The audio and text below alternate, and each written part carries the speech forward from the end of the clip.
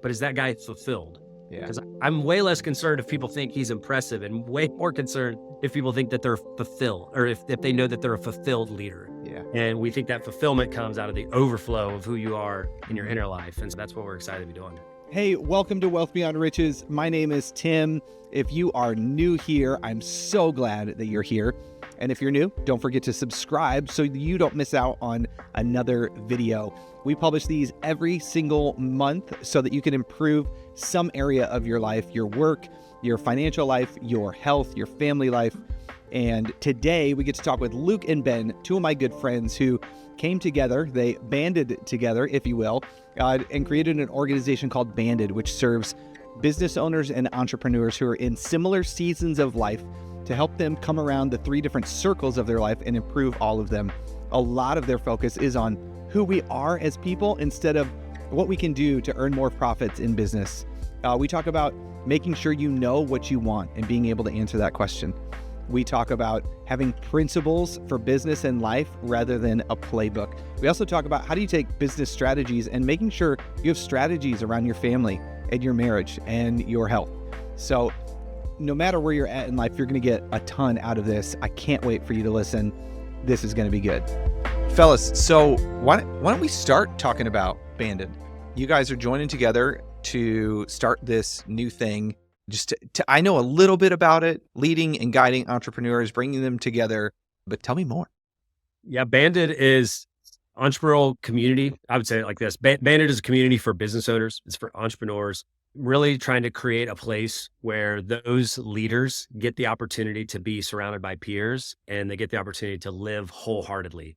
We're trying to solve for this problem of loneliness that has some nuance to it. Not loneliness of, man, this guy's like really alone and doesn't know anyone. Yeah. But instead, man, I'm not sure if this person is actually fully known by anyone, or especially anyone that he has this peer group with, this confidence that, okay, man, we're going through some of the same stuff as an owner of a business. I call it the invisible click track that an entrepreneur or business owner has. And it's all these questions. It's that stuff that when they're at the dinner table with their family or they're out having fun with their friends, they're still thinking about the big client that they may have just lost or may lose. They still are thinking whether the check's going to clear so they make payroll. They're still thinking about how this one section of the team is suffering, and they know it's because of a personal dynamic due to the team leader's thing going on at home. But man, that's manifesting in the business. And as a leader, how do I? And I'm just trying to have dinner with my kids, man. And all this is going on in my head. And so when you can put that person with other people that have the click track, and then you marry that ambition and that desire to build something of consequence and of value in the world with this desire to do it well and to do it right. And it's like, now let's give those people some experiences together. Let's put them in peer groups together. Let's go on trips together. And then let's say, hey, in this space, when we're in banded environments, everything's fair game. We can talk about your vocational life. We can talk about your relational, personal life. We can talk about your inner life. We actually think that's a huge one. How to your inner life, we say, leadership is 75% who you are, 25% what you do. So we're going to talk a lot about your inner life and who you actually are and get that right. And we're going to put it all on the table with peers that want to do it the right way, that want to do it with their life intact, that want to do it from a perspective maybe for them of faithfulness, and people that understand that burden of ownership and of that level of leadership. So in short, that's what Banded is. Yeah. That's awesome, man. What a gift to those people who are going through the same things. They've got the same sort of mindset, same sort of skills and abilities, and probably, I would guess, a lot of the same shared stories, and they just don't know it because they're not connected. And so you guys are connecting them, which is powerful. Ben, going over to you, what kind of spurred this on in you? Like, where did this idea come about? Yeah, I think through a lot of my kind of coaching experience with business leaders and entrepreneurs, realizing that I think as people's businesses grow, sometimes they shrink and you lose yourself in your business. And so your identity's wrapped up in it, your time's wrapped up in it. Luke referenced the kind of three circles of life, like the inner life, the vocational life, and your relational life. It feels like you could juggle two of those, but we're always dropping one, right? It's like when you throw a third ball to a non-juggler, like you can't handle all of that stuff. And so one area of your life always feels like you're failing. And so it feels like you can't show up fully. It feels like you lose yourself. And so in the midst of all of that, I've just longed for a space myself. Luke and I we're good hangs. Like we want to have space where we're just doing life together and Mm. having fun and laughing and enjoying life. And I think our partnership works really well because both of us want to show up in a certain way in the world Mm. that brings transformation to others. So the thing that we hear most from people in Bandit is, I don't get in a room like that. Mm. And it's so awesome to be in a room where people understand my business life, Yeah. but they also understand my faith. They understand my ambitions. They understand the challenges that I experience as a dad or as a husband, all of those spaces. So we keep saying we want Bandit to be a place where we have the most soul healthy, well-connected, inwardly strong and others focused community in the world. And that's what we're zeroing in on. And so when we talk about that stuff, that's the kind of thing that fires me up, is seeing transformation in people, seeing soul health, connecting. Like, Luke is the best connector I know. He knows every person in the world he knows. So if you're having a conversation with Luke and you mention someone in another state, he'll be like, oh, I know that person. And he'll text them right there and take a picture of you or something. And so just how do we connect all of these people in a space where we can bring some kind of peace in the middle of the storm, help people to not just win in their business life, but win in all of their life? Yeah, that's awesome, man. Luke, I think you guys got a new pitch guy, so sorry. Nailed it. He's No, good. Luke, as you guys have been, Bandit's been running for a while. It's in some of its initial stages. What kind of transformation have you guys seen so far? Any stories that come to mind of stuff that you've seen? I'll tell you the origins of how this happened. Years ago, I just got the opportunity to start leading some trips out west to a place that probably some of your listeners are familiar with, in Montana and Wyoming, a place called Refuge. It's a special place in my life. So I've become a trip host out there. And so for the last 5 years, I've led trips full of entrepreneurs and leaders out there to that environment. And so really beginning to see what happens when you put those kind of people in the room together for an extended period of time. And then we started doing piloting this idea of peer groups, half day, really regular cadence, really personalized environments for folks in their home context. So we've been running groups in Cincinnati and Atlanta, and even some online kind of test and pilot things that we've been doing. And really just seeing like the marriage of the consistent rhythm with the occasional trip or experience or conference that we attend together, making it simple for leaders to say yes to some things that make them more well-rounded and more full as a leader. And it's really in the context of one of those peer groups when the full weight of this, like wanting to scale this and wanting to get this in the hands of more people. So for me, that's one of my like through lines of my life, is this desire to when I see something good, for more people to have access to it. And so like I have that like evangelistic mindset about me, whether it's like, there's this coffee. Yeah. Oh, tell me what it is. There's this new restaurant and you've got to go get this dish. Yeah. And when I'm experiencing something that I'm like, man, that's good. That's true. That's beautiful, right? I need more people to have that. Yeah. So we were running a peer group in Cincinnati where I live a couple years ago. It's about 3 years ago. And sitting across the circle from a guy, and I won't tell you the whole story, just not to take up a ton of the time, but we had really solved in the mastermind that day this core business challenge that this entrepreneur had. And it was a real gift to him. And at the end, it was, hey, was that helpful? He's like, kidding me? That's the best time I've ever spent on my business. I'm always in the business. I'm always there. And that's the best I've ever spent on it. And I can't wait to implement these things I've learned. I know it's going to solve. And then spoiler, like it did. It solved all kinds of problems for me. It was beautiful. But he said this phrase, he goes, I was sitting here and at the beginning of our group 4 hours ago, I was like hearing this whisper in my head and my heart of maybe you shouldn't be transparent when you're on the focus round here coming up at the end of the group. We call it the focus session, right? Maybe he was planned to be in that seat. Maybe I should hold back a little bit, not be fully authentic, not be fully transparent about how real this issue is because, hey, look around the room, man. These are real business owners. These are real serious leaders. Yeah. And they might look at you and go, hey, what are you doing, man? You can't solve this little problem. And he goes, I'm sitting there, I'm absorbing that in our quiet, like we start with silence at the beginning of the meeting. And he's, I know that voice. That's the voice of an enemy. And I'm going to rebuke that voice of an enemy or the enemy in my life. And I'm going to realize that I've been in this group for 8 months and I've received nothing. Everyone in this group, when they bring something to the table, they receive love and empathy and wisdom that's trusted. And so I'm going to lean into that same thing and hope I get that. I know I will.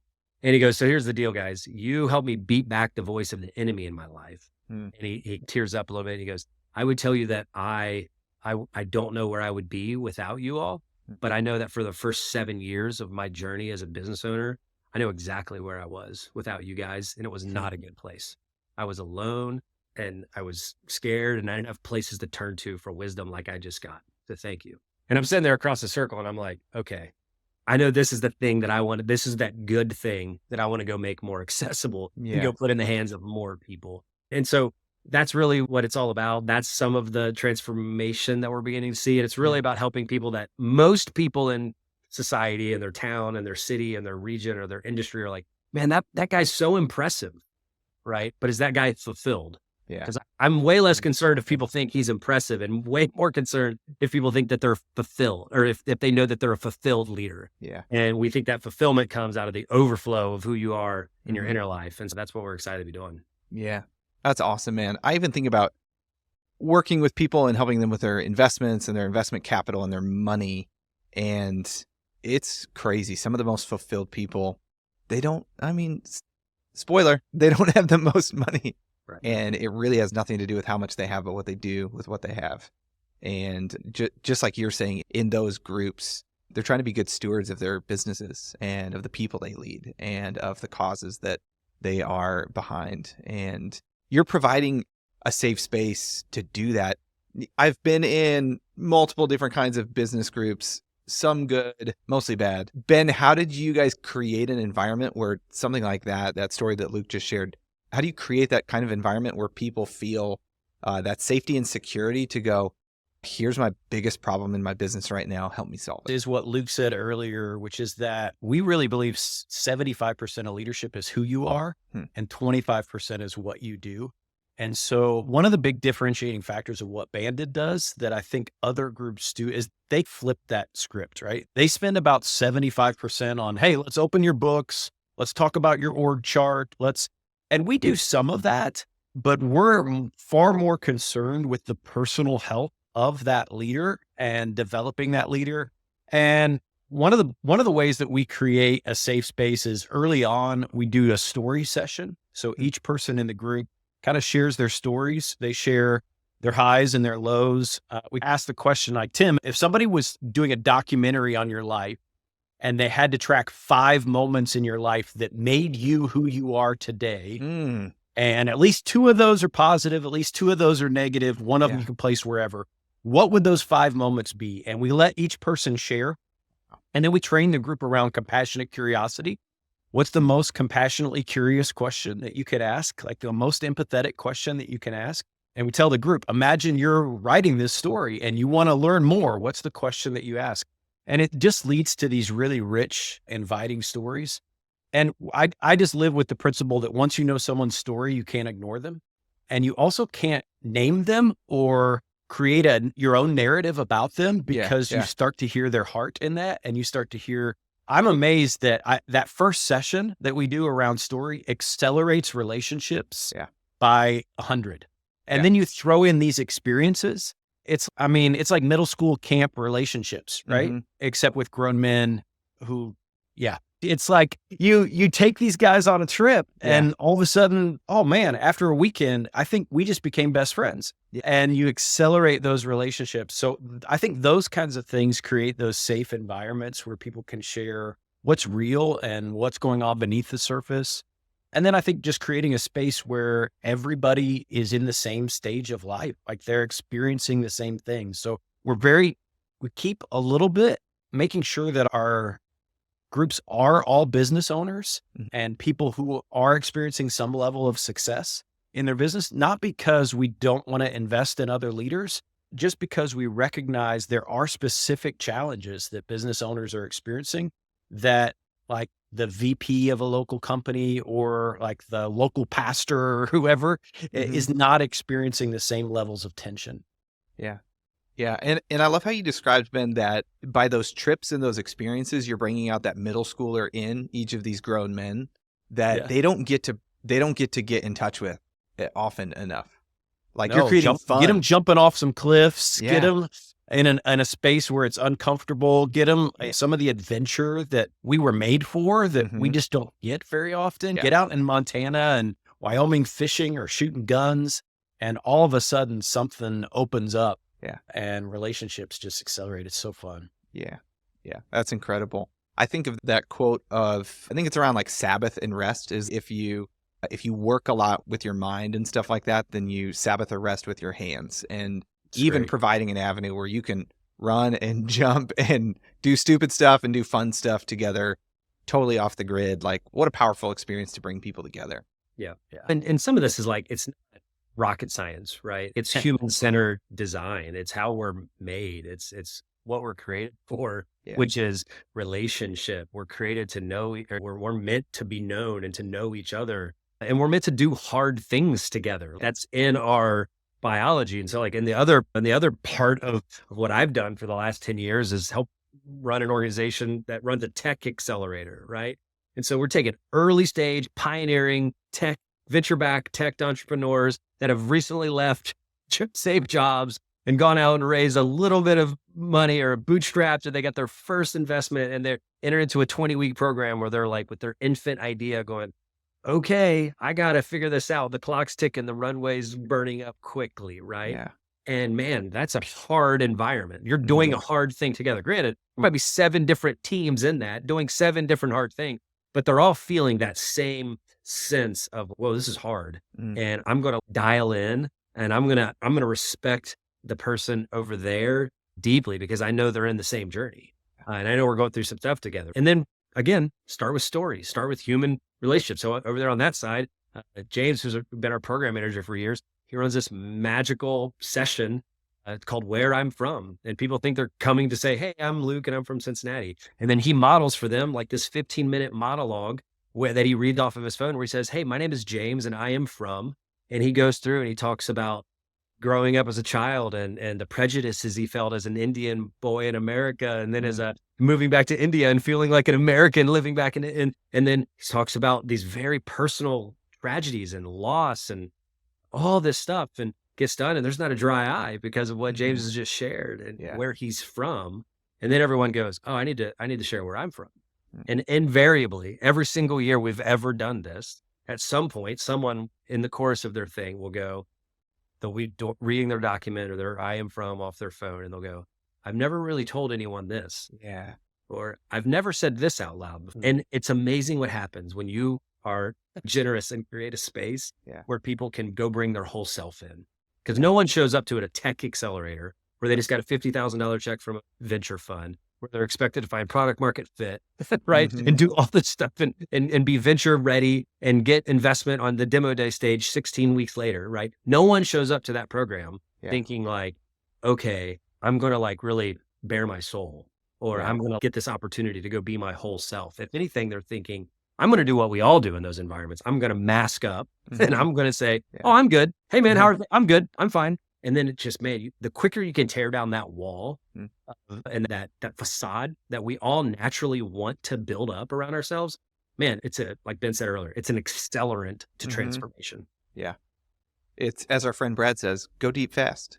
That's and it works. It works. I love those questions, man. Those are the 5 moments of the documentary. So I got to think about those for me when you guys launch Bandit in Chicago. Ben, as you guys are leading entrepreneurs and business owners, and you're coaching them, you're doing coaching as well, any key themes on what a business owner, an entrepreneur is going through right now as you're talking with people? Like, what are the things that a lot of the people you're working with are struggling with right now? Yeah, I mean, I think there's the natural business challenges that everybody's facing based on the size and scale of your company. And you can chart those out just based on where you are, what you're experiencing. A lot of the leaders that we're working with, I think, are moving from, okay, I built this business with some of my friends and we were all generalists. And now we all have to be very specific with what we do. And it's these people that are here now aren't my friends, and I'm trying to figure out how to manage a team now. And I'm trying to figure out what I do in terms of the whole business and what I have my hands in. So I think we experience a lot of those challenges just around scale and around growth and around figuring out what's next. Hmm. I think with that comes a lot of the personal things that kind of Luke and I were talking about of I'm losing myself a little bit in the business. There's a little e-myth stuff, I think, for everybody of I got into this because I was really good at this. And now I don't even get to do that. I got to do all this other stuff that I'm not good at because I'm the owner of the business. And so I think for us, we really posture ourselves at Bandit of we are not experts or coaches or consultants. The learning's in the room. And so we really just want to be facilitators and guides. And so often somebody will bring up a very specific business challenge and I'll just say, hey, you know who you should ask about that is the guy sitting across from you. Why don't you speak to this? Because I know you've experienced this same challenge. And so that peer learning, I think, is so valuable. When you think about learning, I mean, there's only so much we're learning from books and podcasts and courses and all of those things. But please subscribe anyways. The podcasts are wonderful, especially this one. But there is this reality of like, you learn from your peers, right? That the old adage of you become like your 5 best friends, right? It's really true because leadership is more caught than taught. And so just being in a peer group, I always tell people on our first session, like, we're giving you everybody's name and address and phone number right now. And this may be the most valuable thing you've gotten for your business in the last 10 years. Is you now have 10 people in this room who you can reach out to at any time and text and say, I've got a problem. I need to talk. And that may be the most important thing for you that you're getting out of this group. Tim, I think in terms of challenges that I am seeing with established business owners, I'm seeing this consistent theme right now of, okay, I've got this thing going. I've got it on the rails. There's hiccups, there's ups, there's downs, like anything, but there's this like innovation itch because of who I am, right? Because of who that person is. They're an innovator. They're an entrepreneur. They got into, right? And so there's this innovation itch to either go do another thing or to modify and tweak the thing. I think especially in the technological moment we're in, where I think there's a downward pressure for everyone of if I don't figure out AI, if I don't figure out automation, if I don't figure out how to make this, SaaS, I got to make a SaaS product. Like I got to get the MRR better, right? No, but specifically around those like innovative technologies, right? Of like, man, so much automation is possible now, right? I got to figure out what Zapier does and how it does it in my business. I got to figure out what AI does and how it. So there's this innovation itch that's healthy and good, but there's this tension of how do I go properly resource that?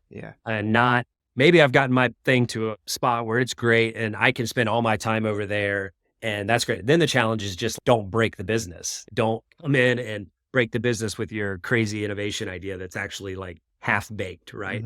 But for a lot of folks, they're not in that spot. They're going, okay, I got to keep the train on the tracks every year, but man, I know I need to start to figure this other thing out. I just think that there's some ongoing friction around that a leader and a business owner has to figure out how to wrestle with and decide for themselves in the context of their business and their stage and their industry at their size.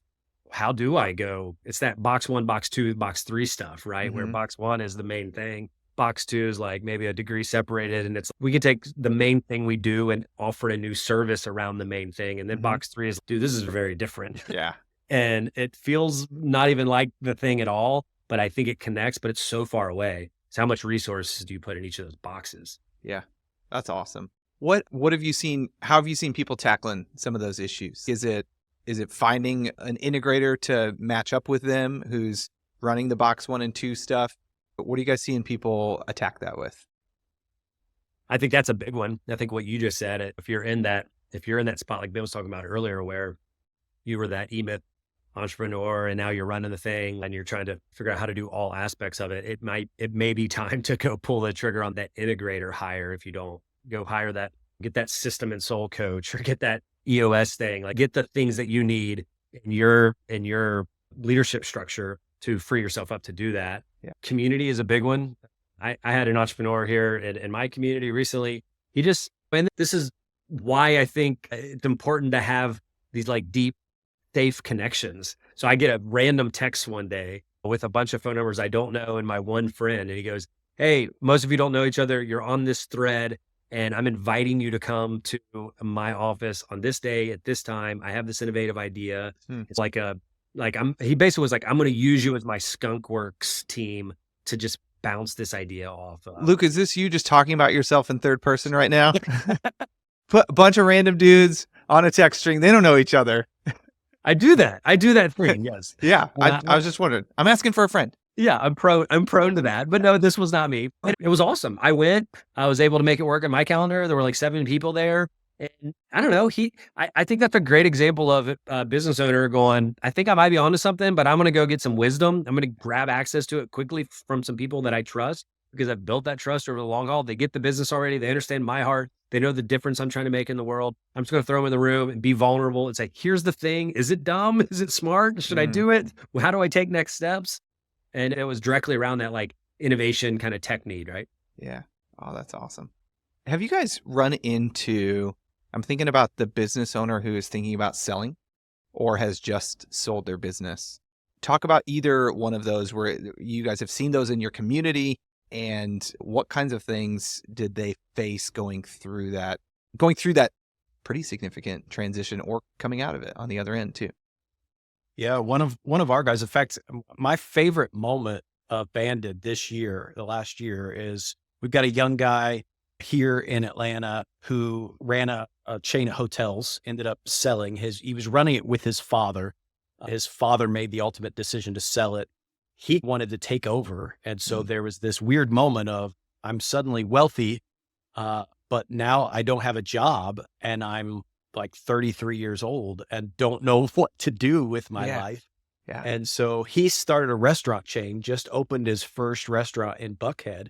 And our whole group showed up on the friends and family night. Nice. And it was so cool because he was like, "Hey, this is my crew. These are the people that helped me navigate this and told me I wasn't crazy and kept telling me to keep going." And it was so fun to be there and to just all celebrate with him. We got a picture of all of us together and it was just awesome to be there for him.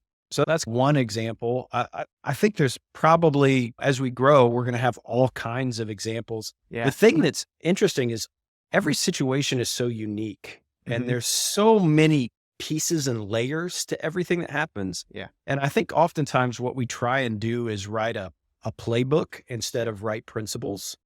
And so we're trying to, the way that somebody sells their company and exits is going to be completely different than the way that somebody else does it. And so we want to find what are those core principles that are helpful for everybody without writing a play-by-play playbook that says this is the way everything has to happen. And so that's where that peer learning comes into play. And in the midst of exit and relaunch, it was so fun in our group, just the amount of relationships that he gained. He lost his contractor in the middle of our group.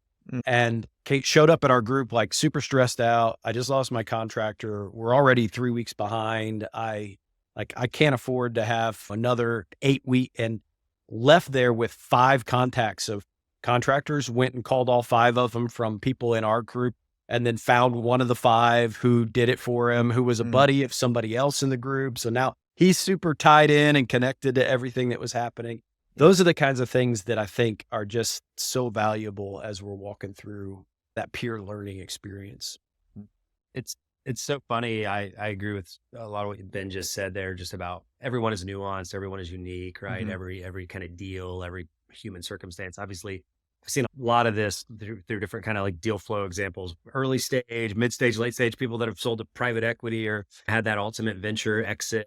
And there are some like universal things that everyone's asked. There are certain people that are like, I built this thing to sell this thing. I can't wait to sell it. That's why I'm building it. That's why I'm building it the way I am. That's why I'm taking on early capital. That's why I'm whatever. They're creating that exit horizon as quickly as possible. And then there are those people that are like, man, I didn't think I would sell this thing. We recently had a company in our kind of accelerator portfolio. They recapped and the owners bought out their cap table because they were like, we don't want to sell. You're never going to have the big venture return you were hoping for. We want to run this awesome lifestyle business that we're having a lot of fun running. We love the culture. We love our team. We love our jobs. We love what it's creating in the world. We want to keep doing it. We're not going to sell it. So they sold it to themselves and bought the cap table back, right? Wow. Well, that's cool, right? I have another friend right now he's getting courted left and right, to buy his big tea company. And he's a big part of him is, yeah, I want to sell. Yeah, dude, give me the check. Give me a little more freedom. Give me out of some of these circumstances and have to think about less, right? At the business owner level. But then there's this part of him that's, I don't know, man, then what, right? I'm not old. Yeah. What am I going to do? Yeah. And so he's thinking of it like that. I read an awesome quote on X the other day. This guy was like, hey, I was with this guy. He's several times a billionaire. He's had 3 unicorn exits. He's starting his 4th company, another company now. He's probably Luke's talking about himself in third person. Talking about myself again. Yeah, again. And he goes, I asked this guy, what are you doing? Why are you starting another one? And the guy said, it's the only way that I've been able to consistently identify that I can stay sharp is by starting a company, because starting a company is so hard and it requires such smart people around you to do it well and to have that mass exit the way I've done it 3 other times. I want to stay sharp. And so I don't know, maybe there's other ways that I should figure it out, but the way I know how to do it is by hiring really smart people and building something really complex that has a ton of value in the world and then eventually selling it. And I just can't get away from that rat race. He wasn't painting it necessarily as a negative. It was very positive. I love it. It's how I stay passionate and engaged, and I just want to keep doing it. Is that like that? You guys were talking about the different circles of a person, and it seems like that person has that inner circle figured out of, hey, this is what I was designed This is who I am. do. Yeah, exactly. Yep. So if 75% of your stuff is who you are, if you're working in places where you're able to be who you are, that's pretty cool. I think there's a huge need for people just to simply discover, who am I? What was I placed here to do? Yeah. What's the thing? What's my contribution to the world? How do I make the world a better place? Because once you find that and start living into that, your life moves so far beyond profits and so far beyond just finances. You move into that place of fulfillment that we talked about earlier. Yeah. As you guys are working with business owners, what do you think when it comes to profits and finances? What do you think are some of the hangups that come with that come with money? I mean, money's not good or bad. It's a tool and it can be used for good or bad. But what do you think are some of the hangups that people run into as they're growing a business and seeing profits or seeing a sale? What is some of the stuff that you guys have seen?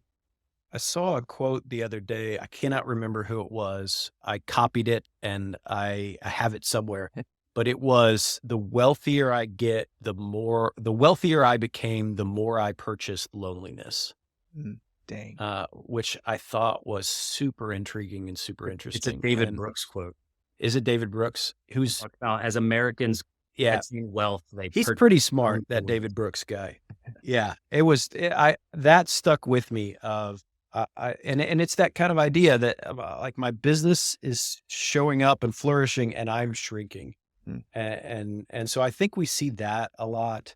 I mean, there's obviously just the challenge of, I've got to figure out how to manage my finances, and I've got to find the right people to put around me, and I've got to know what I'm good at and what I'm not. I'm like Nate Bargatze. I don't know where we get money. I don't know how much we make. I don't know how to write a check. My wife she's an accountant. She does all of that stuff for our family. And for me, I just have to have the smart people around me to help me navigate all of that stuff. Tim, I think that the harsh reality is that the habits formed in the early days, when you don't have money or you don't have the resource or you don't have the network or whatever, tend to be the culture that shapes and carries through when you do have that thing. And so if you operate out of a scarcity mindset down here, you're probably going to be operating at a scarcity mindset up. And so I think that's one of the just challenges, is for a leader, for a team, for a business owner or whatever, to have that introspection, right? Enough to have the wisdom of the collective around them. And here's the thing, people that will actually be truthful, right? People that will say, hey, you know what, man? You're a jerk when it comes to your money. You're a jerk when it comes to how selfish you are with the people or the opportunities you have or the right. And I'm just going to speak that truth to you in a loving way. I'm going to give you some truth with some grace, right? Because I care for you. And that's not in the first week's conversation. That's Probably not during story time. That's Yeah, not yeah, yeah. compassionate curiosity. That would not be an example of compassion. Right. I'm just talking about sure, and Bandit or anything. Just like we all Yeah. need that, right? We need Yeah. truth tellers in our lives. We need someone that's We've gonna, had a I call it the Sorry, mirror. We need someone that's willing to hold the Yeah. mirror up for me. And are you willing to hold the mirror up for me? Am I willing to look at it, see the warts, and then go do something about it? Yeah. Like in Christian scripture in the book of James, it references this idea of woe is the man that looks in the mirror, sees the flaws, and doesn't do something about it. Yeah. Not enough to recognize you got to go take the action and go do this, right? And so, man, if you are in a spot where all of a sudden you're beginning to attain some wealth, attain some resource, attain some free time, right? Mhm. Maybe you're buying freedom in the sense of schedule and margin. What happened? How were you before that went away? How were Yeah. you in college? Did you toil away? Did you have idle hands? Did you find nefarious things Mhm. to apply your hands to? And if so, what's changed in the 10, 20, whatever years to now? Are you still that same person? Have you grown? Have you matured? What are the things, right? You have to talk about it. You have to get people around you that are willing to be honest with you about it, to hold the mirror up. You got to be introspective, just like anything in life. So often I feel like really good business leaders, they're really good at being strategic about their business. They're really good at developing a strategic plan about the company or the team or the cap table or the whatever, right? Like the fiscal strategy. And then they're really bad about being strategic about their marriage. They're really bad. What does that look like? Have a mission statement for your marriage, have a date night on the calendar, have a budget for certain experiences together, right? And it's, I've never thought of those things. It's like, how is it possible you've never thought of those things, but you can run this like multi-million-dollar enterprise with hundreds of employees, but you've never thought of that thing in the most important institution in your life, right? And so that just carries through to all these other things, right? Whether it's friendships, whether it's your relationship with your children, whether it's your free time, whether it's, like you said earlier, play and adventure and rest. And do I have a strategy for that? Do I think about that at all? It's probably not that hard to think about. I just don't usually maybe take time to do it. And so many of these things I think can just be solved with great community, giving people permission, and then forcing the slowdown and forcing to go, man, I'm going to take the area where I'm really strong and I'm going to like force multiply that into other areas of my life that really deeply matter that I may be tempted just to gloss over. Yeah. Ben, what were you going to say before? Yeah, one of the big things that we talk about a lot is just the opportunity costs of everything. So, I'm working for the first time in my life on multiple streams of income, and there's other opportunities out there for me, but they're not worth it for me because of the lifestyle that I want to live. And so that seems to come up in our groups a lot of, hey, I've got this opportunity over here, but here's what it's going to cost me to get that opportunity. And I'm not quite sure if it's worth it. I'm not quite sure I want to sacrifice what it's going to cost my family to go get this thing in my business.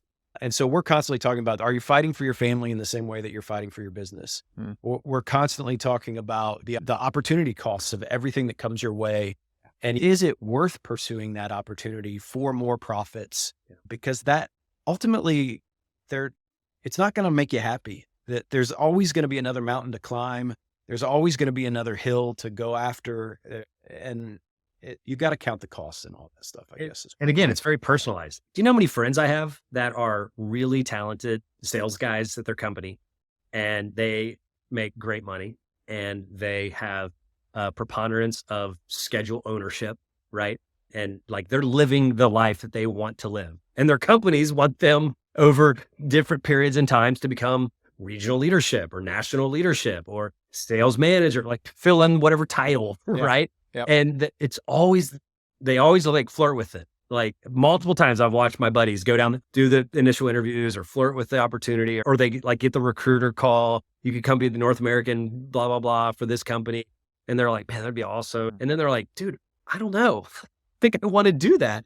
And here's the thing, because these guys have a really good, keen sense of what they want. And I know Ben and I talk a lot about, you might've referenced it earlier, Ben, one of the most important questions that we need to know how to answer as humans is the question, what is it that you want?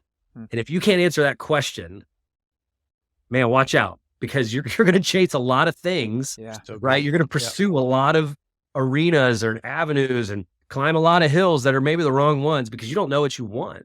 So it's like that sales examples, these guys are going like, I don't know, dude, sure, maybe it'd be a cooler title or it looks better on my resume or that's what LinkedIn told me I'm supposed to do. But Yeah. I don't know, man, I seem to have it pretty good right now. And I think this is what I want. That's awesome. It reminds me, Luke, of your friend you brought up before who's being courted by different buyers.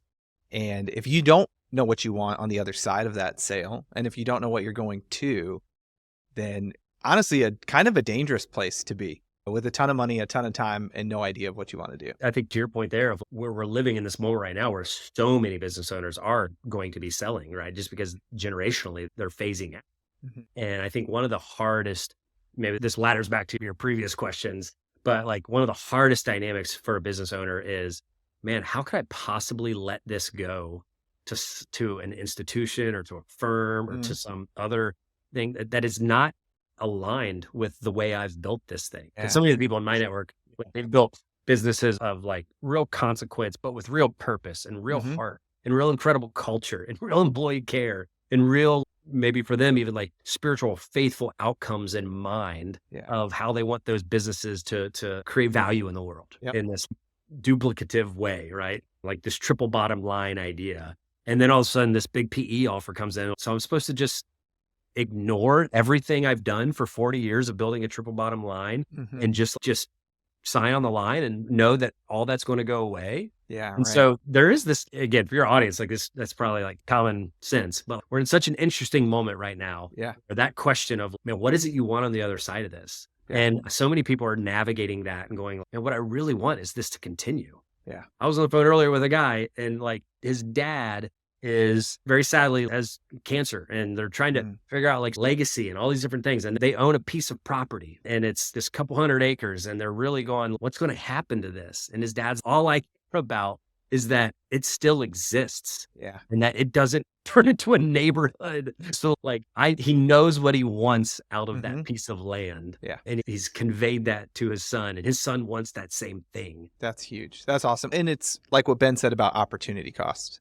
There's the potential of the check that they could receive, but then what are you giving up in the process? And are you letting all that culture and goodwill and a sustainable, great business that's doing amazing things in the world to, probably morph and disappear?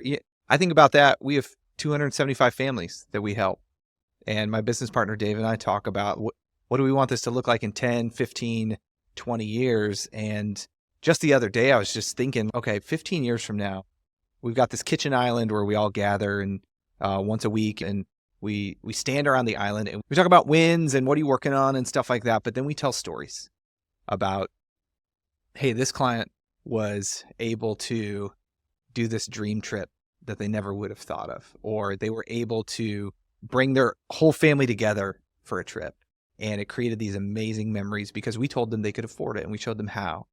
And I'm like, man, in 10 to 15 years, I still want to be talking about those client stories on how we enabled somebody to accomplish something that they didn't think possible, give them the confidence to do it, and have them have so much peace around it.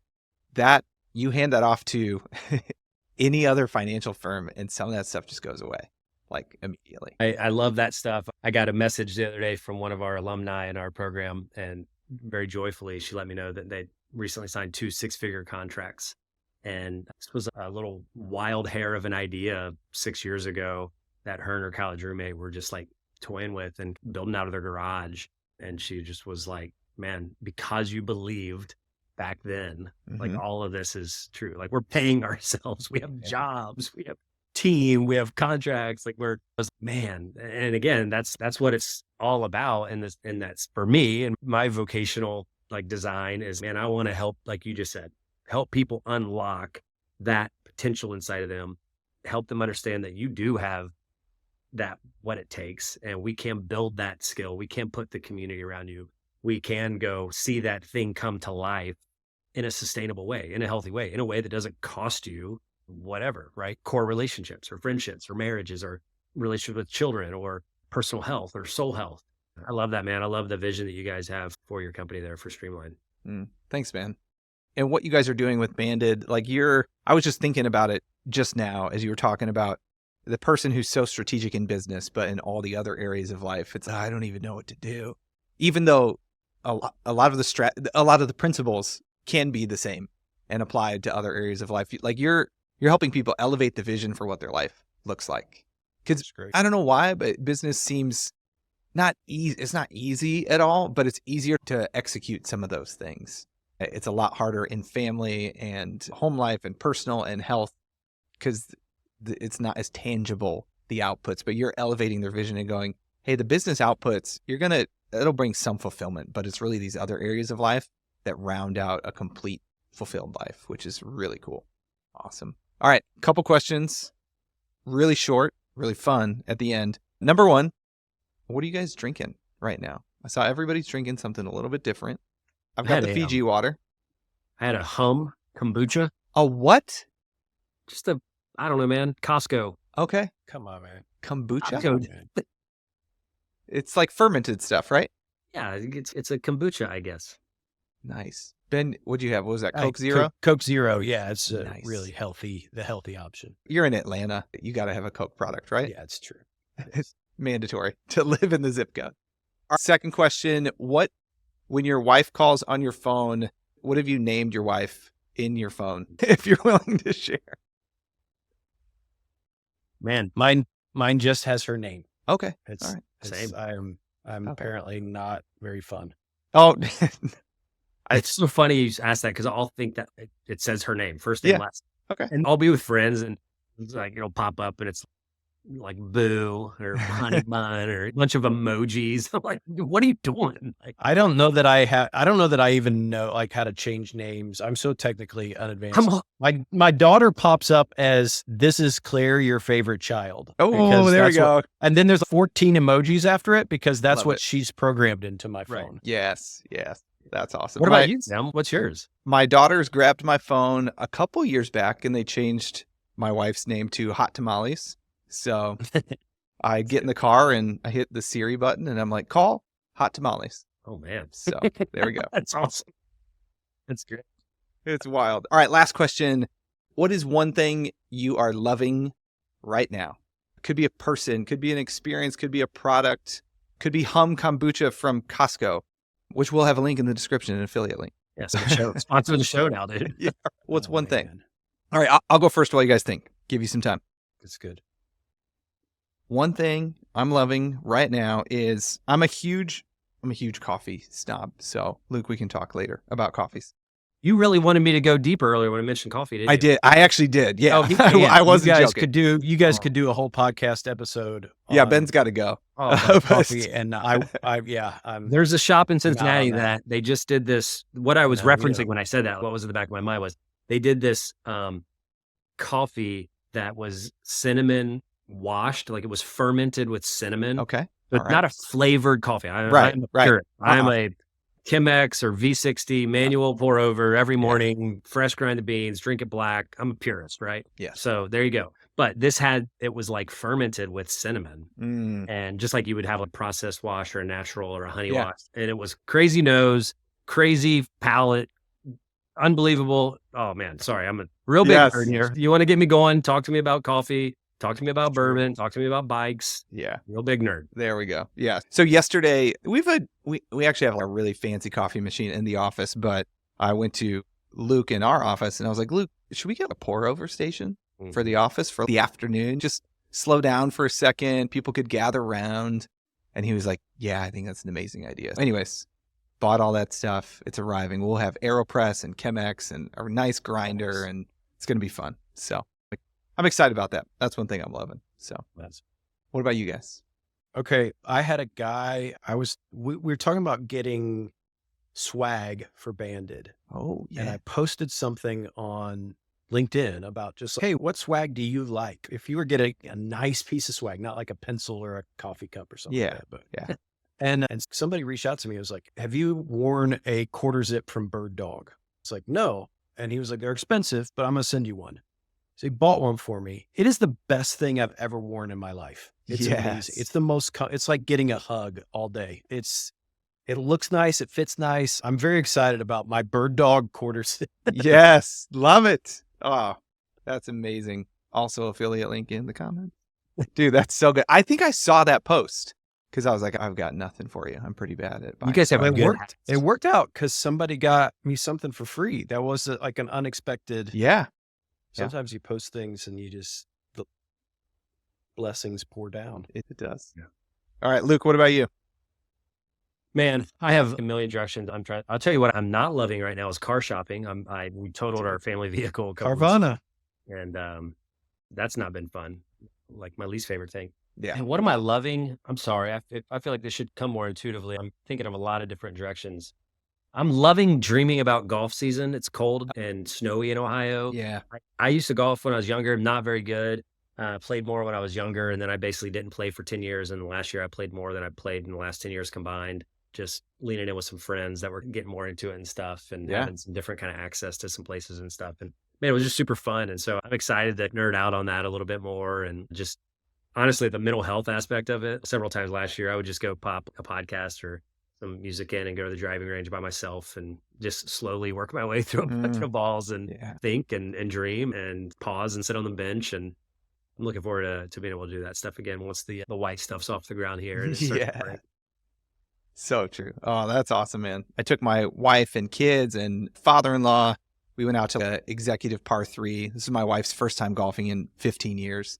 It's a couple summers ago in northern Michigan, 75 degrees, sunny, slight breeze. We get to hole number 2 and she's like, is this what golfing is like? I was like, "Yeah, I mean, not all the time, but yeah, pretty much." And she's like, I could get into this. Yeah. That's great. This is awesome. It's like, we could get into it. That's So cool. awesome. Hey, guys, thank you so much just for Thank you, Tim. sharing your wisdom. Thanks for being generous with your stories and with your experience. People are going to get so much out of this. It's going to be incredible. Yeah, what a great way to spend a Friday afternoon. Couldn't imagine a better way. Thanks, Tim. Thanks for having us, man. Yeah, appreciate it. Appreciate Tim. you Appreciate the doing what work you're you do, buddy. Hey there. If this episode impacted you, would you share it with a friend right now? That would mean a lot to me. And even better, if you could leave a review of the show. Maybe mention what part of this conversation stuck with you. On the first Tuesday of each month, we're going to bring you some more stories of great leaders who have learned what it means to be truly wealthy. If you're watching on YouTube, we're going to drop that on the first Thursday of each month. So keep an eye on that. Thanks so much. We'll see you next time.